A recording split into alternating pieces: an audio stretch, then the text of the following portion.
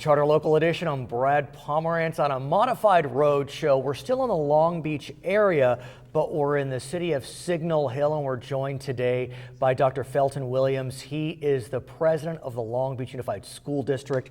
And sir, I'd like to speak with you about education funding. There's no question that if we were talking 5 years ago, we would be lamenting the lack of funds for public schools. What a difference 5 years makes. Absolutely. Tell us what you're seeing over the last few years in terms of education funding. Well, it gives us an opportunity to catch up on some of the things that we haven't been able to do, Brad. And also, the funding has less restrictions than it did in the past. So let's talk about those two elements, because there are lots of exciting developments in education. Talk about just the hard dollars. I mean, we really have seen our per pupil spending skyrocket. It's gone up. Money follows the student, and there are a couple of categories that we deal with. One is the basic amount that we give per student. Right. Another is for students who are ELL, English language, and the other is poverty. Right, So, and foster kids as well. And that is included in the poverty piece. So what you're referencing is what's known as the local control funding formula.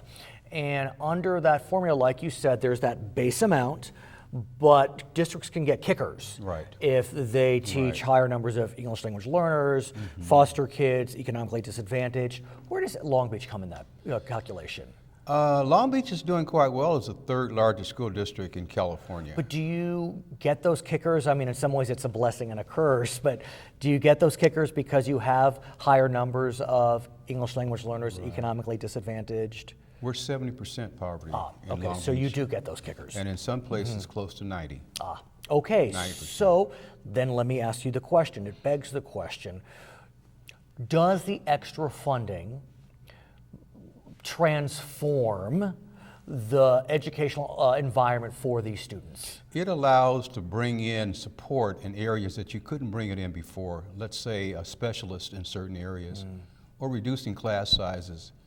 But for the students who are really having to struggle, that extra help means that now you can focus that attention on those kids. Right. What's interesting about the English language learner element is that English language learning has nothing to do with intelligence. It does not. But what we do know is with economic disadvantage, regardless of ethnicity, gender, whatever it may be, the statistics just simply suggest, bright or not, there's something about economic disadvantage that can really impact student success. Well, since we are an English language country, kids who are coming in at ELL have that adjustment and difficulty in learning the language.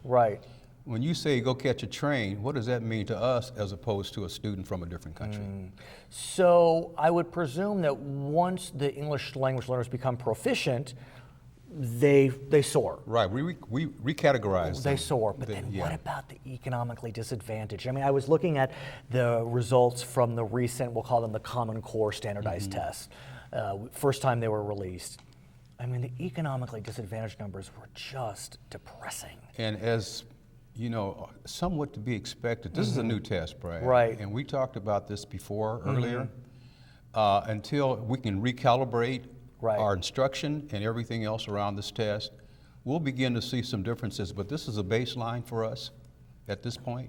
I want to talk about one of the reasons why we've seen increased funding in education, and that's because of what's known as Proposition 30, which was passed in 2012. Now, as you know, Proposition 30 had two elements to it: an increase in the sales tax by 1/2 cent, as well as an increase in the tax on the wealthy. As we speak, that first tax is set to expire. The second tax on the wealthy is set to continue for another few years, but there is a move to extend that tax. The governor seems to be queasy on that because he did say this was a one-time ask. What's your sense of the Prop 30 question? There's no doubt that that was a lifeline for us, and the fact that we had direct funding from the LCFF really has changed the dynamics in terms of equalizing the ability of poor kids to learn. And that can't help but contribute to the overall economic success of this country. But we need to bear that in mind, that if you don't bring these kids along, and you've got a different economic issue Right. that you're dealing with. But are you concerned that if the sales tax portion of Prop 30 expires, like it's intended to do at the end of the year, that we could see a dip that will hurt the progress that's been made? Well, there is no doubt, but Long Beach is one of those districts that does prepare for rainy days. We're a pretty solid, economically feasible Right. district. We do account for that. We are not spending a lot of money now. We're holding a lot of that in reserve for for that day when we do know that we're going to have a dip in our funding. And we'll deal with that and calibrate it as we move along, but we're taking advantage of the fact that we can do the things that we can do right now. We're bringing in more teachers, but we're not pouring out all of that reserve, all of that money, and using all of that money so that when we do hit those hard times, we'll be able to kind of hedge our bets a little bit. I want to talk about moving kids on as they graduate from LBUSD. I presume the goal for many is to attend college, and we know that your district is launching or has launched an SAT Academy. Right. You're looking at advanced placement exam, actually taking those tests. What can you tell us about those efforts? The SAT Academy is on a Saturday.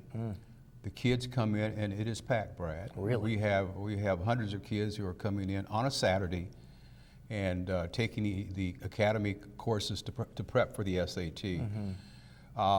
The district picks up the tab for that. We pay for it. Similarly, we do the same with AP. The kids pay $5, we pay the rest, but our numbers in AP has gone up astronomically among all ethnic groups in our district. What's interesting about AP is that when you look at standardized test results, California's test results, to some they're on the lower end of the spectrum, but our AP results are quite strong.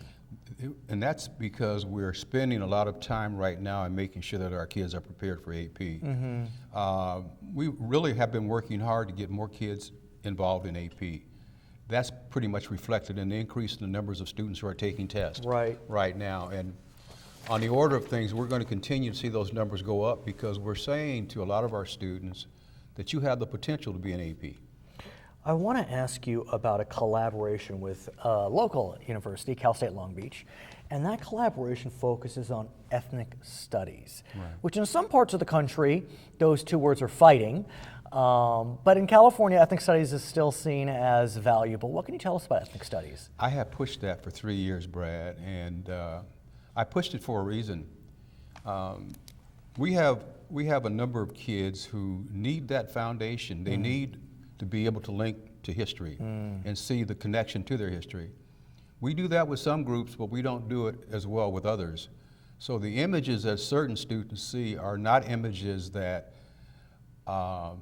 excite them, move them forward. Does this course, for example, are students reading beyond just the European classics? I mean, that's what I noticed. My kids are entering towards high school, and it's a lot of old white guys that they're reading. Well, it's the same as the conversation we were having before we came on the air about having students from other countries. Right. We're in a global world. Our kids need to understand the connections they have to history, past, future, and the present. And we have a lot of kids who are taking ethnics, not just the kids who are being reflected in that, but kids who have never, I think it'd be fascinating. I mean, I may be of Right. European descent, Right. but that's irrelevant. I mean, I'm interested in, many of us are interested in all various cultures. And for Brad, for those kids who've only recognized certain groups a certain way, now they're getting a chance to see the other side of that, and they're having conversations now.